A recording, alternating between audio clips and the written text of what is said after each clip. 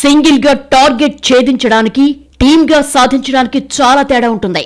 కలిసికట్టుగా లక్ష్యం వైపు నడవాలి అంటే పొరపచ్చాలు రాకుండా సమన్వయం చేసుకుంటూ సాగాలి. కానీ కూటమిలో ఇదేం కనిపించడం లేదు. వైసీపీని ఓడించడమే లక్ష్యమన్నారు. 600 వ్యతిరేక ఓటు చీలకూడదన్నారు. దానికోసం కింద మీద పడి పొత్తు కట్టారు. కానీ ఇప్పుడు దాన్ని సమన్వయం చేసుకోవడంలోనే తంటాలు పడుతున్నారు. ఏపీలో ప్రతిపక్షం పొత్తు వర్కౌట్ చేసుకోవడంలో సమస్యలేంటి? 3 పార్టీల మధ్య పొత్తుల్లో కెమిస్ట్రీ ఎందుకు సెట్ కావడం లేదు? ఈ అంశంపైనే ఈరోజు చైర్మన్స్ డెస్క్.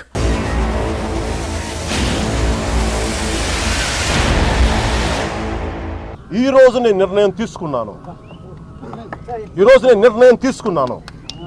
తెలుగు జనసేన తెలుగుదేశం కలిసి వెళ్తాయి వచ్చే ఎన్నికల్లో.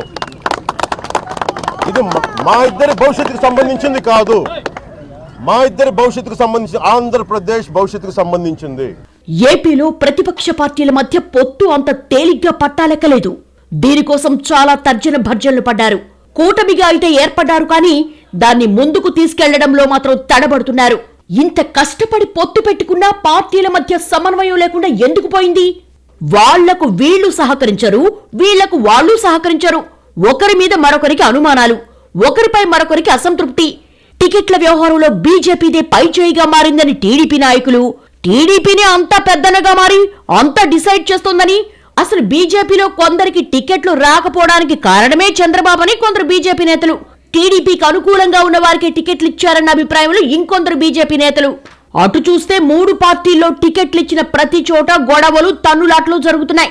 ప్రతి చోట అసంతృప్తి కనిపిస్తోంది. ఇచ్చాపురం నుంచి అనంతపురం వరకు ఇదే పరిస్థితి. బీజేపీ జనసేనకి ఇచ్చిన స్థానాల్లో టీడీపీలో అసంతృప్తి తీవ్రంగా ఉంది. తిరుపతి, అనపర్తి, పిఠాపురం లాంటి చోట్ల అసంతృప్తి బహిరంగంగానే వ్యక్తం చేశారు. చాలా చోట్ల రెబల్స్ తయారయ్యారు. టికెట్లు ఇవ్వకపోయినా పోటీ చేస్తామంటున్నారు. పొత్తు పెట్టుకుంటే పెట్టుకున్నారు, మా సీటు ఎందుకు లాగేసుకున్నారని ప్రశ్నిస్తున్నారు.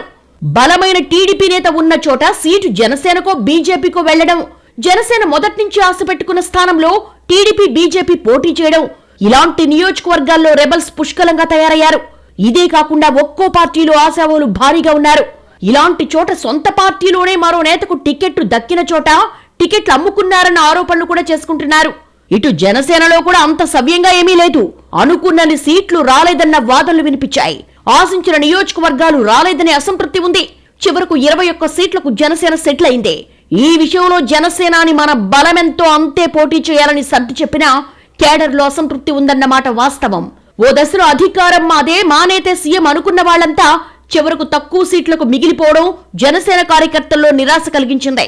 ఇక బీజేపీ 5-6 అనుకున్నది కాస్త అనూహ్యంగా 10 సాధించుకున్నా ఆ తర్వాత కూడా ఓ సీట్ ఎక్స్ట్రా అన్న వాదన కూడా వినిపించింది. సీనియర్లలో మాత్రం టికెట్ రాలేదనే అసంతృప్తి తీవ్రంగా ఉంది. ఇదంతా చూస్తుంటే పొత్తులో 3 పార్టీల మధ్య ఉండాల్సిన సమన్వయ లోపం స్పష్టంగా కనిపిస్తోంది. కూటమిలో లుకలుకలున్నాయన్న అభిప్రాయం జనంలో పెరుగుతోంది. కలిసి ఉంటే బలంగా ఉంటామని నమ్మారు, పొత్తు కట్టారు, అంతవరకు ఓకే. కానీ ఇప్పుడు పొత్తుతో లాభం ఉందా లేదా అన్న అనుమానాలు రాకూడదు. అడుగడుగున అసంతృప్తులు, ఎటు చూసినా టికెట్ రాలేదనే మంటలు, చివరికి అసంతృప్తులు రెబల్సే గెలుపోటముల్ని డిసైడ్ చేస్తారా అన్న సందేహాలు వినిపిస్తున్నాయి. టీడీపీ అంటే క్రమశిక్షణకు మారుపేరు అనుకుంటారు. కానీ అభ్యర్థుల్ని ప్రకటించడం తరువాయి నిరసనలు, ఆందోళనలు, చివరకు పార్టీ ఆఫీసులు తగలబెట్టడాలు, జెండాలు మంటల్లో వేయడం కూడా చేశారు. ఇలాంటి కల్చర్ను ఒకప్పుడు కాంగ్రెస్ లో చూసేవాళ్ళం. కానీ ఇప్పుడు టీడీపీలో ఎన్నడూ లేనట్టుగా చాలా చోట్ల మంటలు రేగుతున్నాయి. మొదట్లో వైసీపీలో కూడా ఇలాంటి సీన్లే కొన్ని కనిపించాయి. వరుసగా జాబితాలు విడుదల చేస్తూ వచ్చిన జగన్ అసంతృప్తుల్ని ఫేస్ చేశారు. కొందరు రాజీనామా చేసి పార్టీ మారారు. మెల్లగా అన్ని చిక్కుల్ని విడదీసుకున్నారు జగన్. సమస్యల్ని ముందే పరిష్కరించుకున్న వైసీపీ అధినేత షెడ్యూల్ టైంకి ప్రచారంపై మాత్రమే దృష్టి పెట్టే అనుకూలతను ఏర్పరచుకున్నారు. ప్రచారం విషయంలో ప్రతిపక్షంలో ఉండాల్సినంత దూకుడు కనిపించలేదు. అటు చూస్తే పవన్ కళ్యాణ్ పిఠాపురానికే పరిమితమయ్యేలా ఉన్నారు. అక్కడ తాను గెలవడమే కష్టం అనుకుంటున్నారు. తనను ఓడించడానికి వైసీపీలో చాలా మంది రంగంలో ఉన్నారని చెప్తున్నారు. పిఠాపురం నుండే ఇతర ప్రాంతాల్లో ప్రచారానికి తిరుగుతానని చెప్తున్నారు. ఇటు బీజేపీకి కూటమిని లీడ్ చేసే శక్తి లేదు. ఇక టీడీపీలో లోకేష్ ఒకసారి ఓడిపోయిన మంగళగిరిలో ఈసారి ఎలాగైనా గెలవాల్సిన పరిస్థితి ఉంది. ఆయన మంగళగిరి దాటి వచ్చే అవకాశం లేదు. ఈ పరిస్థితుల్లో చంద్రబాబు నాయుడు భుజాలపైనే భారమంతా పడుతోంది. కానీ ఆయన మాత్రం ఒక్కడే ఎంత కష్టపడతాడు? ఒకప్పుడు టీడీపీలో ఉమ్మారెడ్డి, యనమల, కోడెల్లాంటి సీనియర్లు కీలక పాత్ర పోషించేవారు. పార్టీలో ఉండే సమస్యల్ని చక్కదిద్దడంలో చురుగ్గా ఉండేవారు. కానీ ఇప్పుడు ఆ పరిస్థితి లేదు. అన్ని సమస్యలు చంద్రబాబు స్వయంగా పరిష్కరించుకోవాల్సి వస్తోంది. ఏపీ పోలింగ్ ఇంకా 43 రోజులుంది. షెడ్యూల్ కు పోలింగ్ కు మధ్య చాలా దూరం ఉంది. అయితే ఏపీలో 4వ దశలో ఎన్నికలు జరగడానికి చంద్రబాబే కారణమన్న వాదన కూడా ఉంది. పొత్తులు ఆలస్యం కావడంతో అభ్యర్థుల్ని తేల్చడానికి టైం పట్టే పరిస్థితుల్లో కాస్త ఆలస్యంగా 4th ఫేజ్ లో ఏపీ ఎన్నికలుండేలా చేసినట్టుగా ప్రచారం ఉంది. అందులో నిజాలేమిటో కానీ ఎన్నికలు ఆలస్యంగా జరగడం మాత్రం జగన్ కి ఎక్కువగా ఉపయోగపడుతోంది. ఎందుకంటే ఇప్పటికే వైసీపీ 2వ దశ ప్రచారంలో ఉంది. నిన్నటి వరకు సిద్ధమన్నారు, ఇప్పుడు మేమంతా సిద్ధం అంటున్నారు. అర్ధరాత్రి అపరాత్రన్న తేడా లేకుండా 1,02 లక్షలకు తగ్గకుండా జనం ప్రతి సభకు వస్తున్నారు. ఇడుపులపాయ నుండి ఇచ్చాపురం వరకు గతంలో 3,648 కిలోమీటర్లు పాదయాత్ర చేశారు జగన్. ఇప్పుడు కూడా ఇడుపులపాయ నుండి ఇచ్చాపురం వరకు 21 రోజుల పాటు బస్సు యాత్ర ద్వారా రాష్ట్ర వ్యాప్తంగా ఉన్న పార్లమెంటు నియోజకవర్గాలను కవర్ చేస్తూ జగన్ ప్రచారం సాగుతోంది. ఇప్పటికే సిద్ధం సభల ద్వారా 4 పార్లమెంటు నియోజకవర్గాలను కవర్ చేసిన జగన్ ఇప్పుడు మేమంతా సిద్ధం యాత్రతో మిగిలిన నియోజకవర్గాలను కవర్ చేస్తున్నారు. 21 రోజులు పూర్తిగా జనం మధ్యనే ఉండనున్నారు. చంద్రబాబు పాలనపైన, తన పనితనంపైన స్పష్టత ఇస్తూ విద్య, మహిళా సాధికారత, రైతు సంక్షేమం, సామాజిక న్యాయమే కేంద్రంగా జగన్ ప్రచారం సాగుతోంది. తాను ఎంపిక చేసిన అభ్యర్థులంతా పేదవాళ్లేనంటూ ప్రజలకు పరిచయం చేస్తున్నారు. ఈ 58 నెలల్లో అన్ని వర్గాలకు వైసీపీ సర్కారు ఏం చేసిందో వివరిస్తూ మేమంతా సిద్ధమంటూ బస్సు యాత్ర ద్వారా జనంలోకి వెళ్తున్నారు. 20 రోజుల్లో మేమంతా సిద్ధం పూర్తి చేసుకుని 3వ విడత కూడా జగన్ రెడీ అయ్యే అవకాశాలున్నాయి. ఇదంతా చూస్తే జగన్ కు సానుకూల పరిస్థితులు ఏర్పడుతున్నాయని అభిప్రాయం ఉంది. గెలుపోటములు ఎలా ఉన్నా ప్రచారం వరకు జగన్ దూకుడు స్పష్టంగా కనిపిస్తోంది. ఈ 40 రోజులను వైసీపీ బాగా వాడుకునే పరిస్థితి కనిపిస్తోంది. పక్కా ప్లానింగ్ తో అభ్యర్థుల ఎంపిక పూర్తి చేసి, అసంతృప్తులు, రెబల్ సమస్యలను సాల్వ్ చేసి పూర్తి స్థాయిలో ప్రచారంలో దూకుడు కనబరుస్తున్నారు. కానీ ప్రతిపక్షంలో ఇలాంటి ప్లానింగ్ లేదు. గెలుపెవరిదనేది పక్కన పెడితే ప్రచారంలో మాత్రం అధికార పక్షాందే పైచేయిగా కనిపిస్తోంది. అడుగడుగునా కనిపిస్తున్న అసంతృప్తులు, రెబల్స్ గా రంగంలోకి దిగే సూచనలు కనిపిస్తున్నాయి. ఆల్రెడీ కొందరు ఇలాంటి ప్రకటనలు కూడా చేసేశారు. రెబల్స్ గా పోటీ చేయకుండా అసంతృప్తిలో కొందరున్నారు. ఇటువంటి పరిస్థితుల్లో కూటమి జనాల్లోకి ఏ మేరకు వెళ్తుంది అన్న ప్రశ్నలున్నాయి. తగ్గేదే లేదంటున్న రెబల్స్ ఓడించి తీరుతామనే అసంతృప్తులు ప్రభావం చూపే అవకాశాలు చాలా ఉన్నాయి. ఉదాహరణకు అనపర్తి సంగతి చెప్పుకోవచ్చు. ఇక్కడ టికెట్ దక్కకపోవడంతో తీవ్ర ఆగ్రహంతో ఉన్న నల్లమిల్లి రామకృష్ణారెడ్డి జనంలోకి వెళ్తున్నారు. అనపర్తి నియోజకవర్గంలోని మండలాల్లో కుటుంబ సభ్యులతో సహా పర్యటిస్తున్నారు. 5 ఏళ్ల పాటు నియోజకవర్గంలో పార్టీని కాపాడుకుంటూ వస్తే ఇప్పుడు తనకు అన్యాయం జరిగిందంటున్నారు. అక్కడి కార్యకర్తలు పార్టీ జెండాలు తగలబెట్టారు, సైకిళ్లు మంటల్లో విసిరేశారు. ఈ మధ్య పిఠాపురంలో కూడా ఇలాంటి దృశ్యాలు చూశాం. మాజీ ఎమ్మెల్యే వర్మ టీడీపీ టికెట్ ఆశిస్తున్న సమయంలో పవన్ కళ్యాణ్ పిఠాపురం నుండే పోటీ చేస్తానని ప్రకటించేశారు. దీంతో వర్మ అనుచరులు ధర్నాలు చేశారు. పార్టీ జెండాలు తగులబెట్టి చంద్రబాబు పవన్ కు వ్యతిరేకంగా నినాదాలు చేశారు. అయితే అధినేత జోక్యంతో వ్యవహారం చల్లబడింది. పవన్ ను గెలిపించడానికి తాను పనిచేస్తానని వర్మ ప్రకటించారు. ఇప్పుడు వ్యతిరేకత పైకి కనిపించకపోయినా పూర్తిగా చల్లబడిందని కూడా చెప్పలేం. పశ్చిమ గోదావరి జిల్లా ఉండి నియోజకవర్గంలో కూడా ఇలాంటి పరిస్థితే ఉంది. సిట్టింగ్ ఎమ్మెల్యే మంతెన రామరాజుకి మళ్లీ టికెట్ ఇవ్వడంతో మాజీ ఎమ్మెల్యే వేటుకూరి శివరామరాజు అసంతృప్తి వ్యక్తం చేస్తున్నారు. ఇండిపెండెంట్ గా పోటీకి రెడీ అవుతున్నారు. ఆల్రెడీ ప్రచారం కూడా మొదలు పెట్టేశారు. అటు తిరుపతి సంగతి చూస్తే ఇక్కడ పరిస్థితి మరీ క్లిష్టంగా ఉంది. ఇక్కడ టీడీపీ, జనసేన 2 పార్టీల్లో ఆశావహులు భారీగా ఉన్నారు. చివరికిది జనసేనకు దక్కిందే. అయితే వైసీపీ నుండి వచ్చిన చిత్తూరు ఎమ్మెల్యేకు టికెట్ ఇచ్చారు పవన్ కళ్యాణ్. దీనిపై 2 పార్టీల్లోనూ అసంతృప్తి బాహాటంగానే వ్యక్తం చేస్తున్నారు. ఇక విజయవాడ వెస్ట్ అంశం చివరి వరకు ఉత్కంఠగా సాగింది. ఇక్కడ జనసేనకే టికెట్ అని చివరి వరకు చెప్పుకున్నారు. జనసేన నేత పోతిన మహేష్ ప్రచారం కూడా మొదలుపెట్టారు. కానీ ఈ సీటును బీజేపీ కేటాయించారు. సుజనా చౌదరి సీన్లోకొచ్చారు. ఓ దశలో సీటు కోసం నిరాహార దీక్ష కూడా చేశారు పోతిన మహేష్. అటు పవన్ కళ్యాణ్ అసంతృప్తుల్ని సహించేదే లేదనే ధోరణిలో లేఖ రాశారు.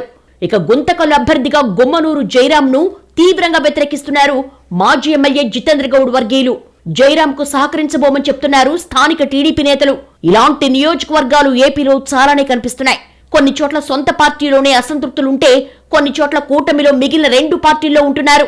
ఇలాంటి చోట వ్యతిరేక ఓటు ఒక్కటిగా పడే అవకాశాలుంటాయా అనేది సందేహంగా మారుతోంది. ఈ లెక్కను చూస్తే బీజేపీ అభ్యర్థులు పోటీ చేసే స్థానాల్లో జనసేన, టీడీపీలో ఆశావహులు అసంతృప్తిలో ఉన్నారన్నమాటే. అదే రకంగా జనసేన పోటీలో ఉన్న చోట టీడీపీ నేతలు ఏ మేరకు సహకరిస్తారనేది కూడా ప్రశ్నార్థకంగా మారుతోంది. ఇటు టీడీపీ పోటీ చేసే 144 స్థానాల్లో జనసేన, బీజేపీ నేతలు ఏ మేరకు సహకరిస్తారన్న ప్రశ్నలున్నాయి. కూటమికి తలొంచి సైలెంట్ గా ఉన్న అసంతృప్త స్థానాల్లో 3 పార్టీల మధ్య ఉండాల్సినంత సమన్వయం ఉండేలా కనిపించడం లేదు. అధిష్టానం బుజ్జగింపులకు ప్రస్తుతానికి తలూపినా గ్రౌండ్ లెవెల్లో వ్యతిరేక ప్రభావం ఏ మేరకుంటుందో ఊహించలేం. నేతలు చెయ్యి కలపగానే సరిపోదు, కేడర్లో కూడా సమన్వయం ఉండాలి. పొత్తులో ఉన్నామనగానే సరిపోదు, దానికి తగిన వాతావరణాన్ని తయారు చేసుకోవాలి. అందరి ఓటు ఒక్కచోటే పడాలి, అప్పుడే పొత్తు ఫలిస్తుంది.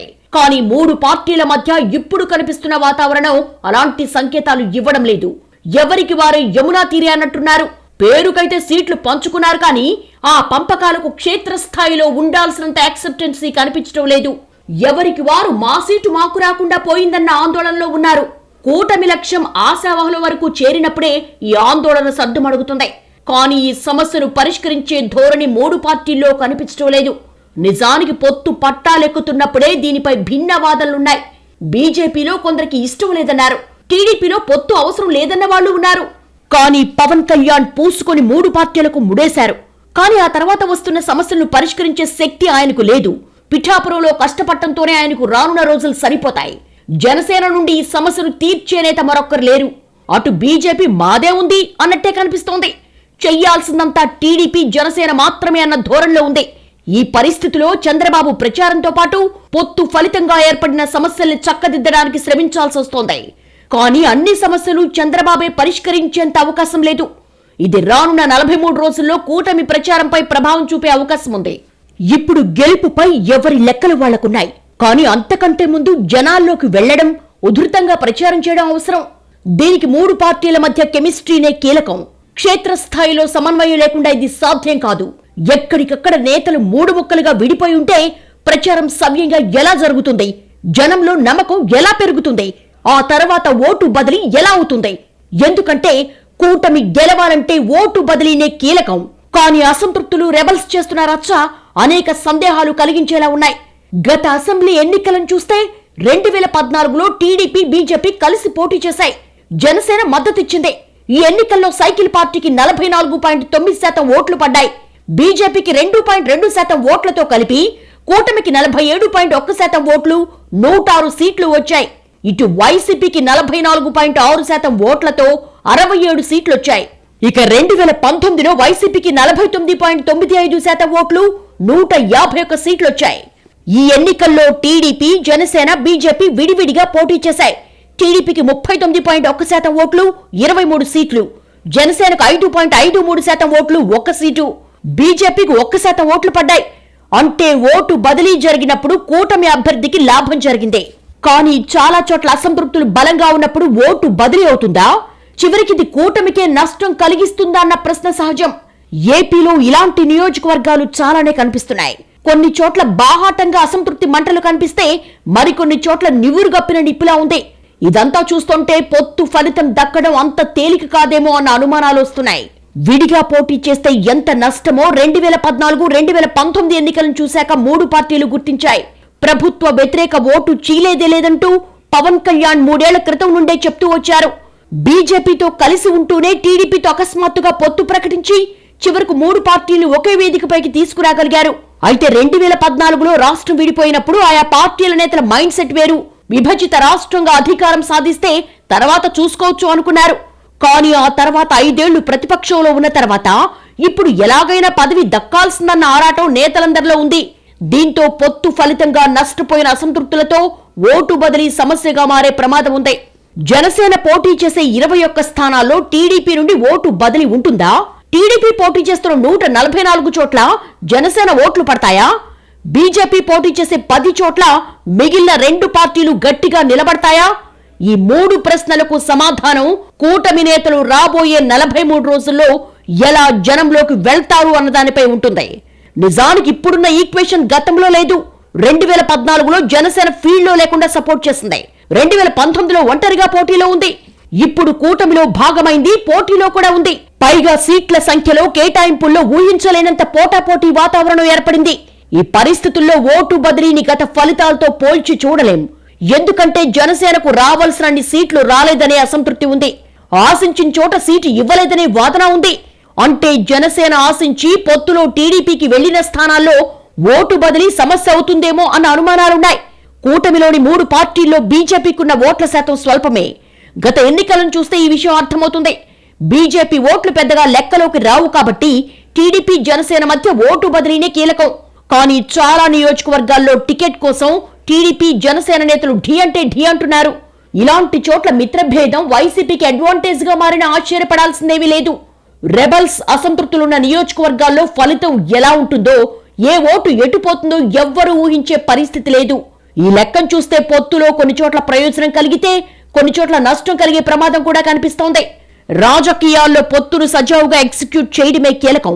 అధిష్టానం నుంచి కేడర్ వరకు అలాంటి సుహృద్భావ వాతావరణం ఉంటేనే ఓటు బదిలీ జరుగుతుంది. లేకపోతే నేతలు ఒకటనుకొని కేడర్ మరొకటనుకొని చివరికి ఇంకోటేదో జరగచ్చు. అలా జరగకూడదు అంటే పొత్తులో సమన్వయం చాలా కీలకం. ఈ సమన్వయం కేవలం నేతలు నియోజకవర్గాల స్థాయిలోనే కాదు, బూత్ స్థాయిలో జరగాలి. అప్పుడే ఓట్లు పక్కాగా బదిలీ అవుతాయి. ఇవన్నీ ప్రాథమికంగా పైకి కనిపిస్తున్నా పోలింగ్ దగ్గర పడే కొద్దీ ఈక్వేషన్ ఎటైనా మారచ్చు. ఇక్కడ 3 పార్టీలు అనే విషయం మర్చిపోయి కూటమి మొత్తం ఒకటే యూనిట్ అనేలా పనిచేయాలనే అభిప్రాయం కూటమి నాయకుల్లో ఉండొచ్చు. కానీ వాస్తవంలో అలాంటి స్పిరిట్ పెద్దగా లేకపోవడమే అసలు సమస్య. సింగిల్ గా బరిలో ఉన్న వైసీపీ ప్రచారంలో ఎలాంటి అడ్డంకులు లేకుండా దూసుకుపోతోంది. కానీ 3 పార్టీల కూటమి మాత్రం కలిసున్నామనుకుంటూనే లోపల అనేక అనుమానాలతో సాగుతోంది. అనేక ప్రశ్నలతో కనిపిస్తోంది. దీని ప్రభావం ప్రచారంపై కూడా పడుతోంది. ఈ సమస్యల్ని చక్కదిద్దుకొని ముందుకు వెళ్లగలిగితేనే పొత్తు పెట్టుకున్న ప్రయోజనం వస్తుంది. ఇది ఈ వారం చైర్మన్స్ డెస్క్. వచ్చే వారం మరో అంశంతో కలుద్దాం. నమస్తే.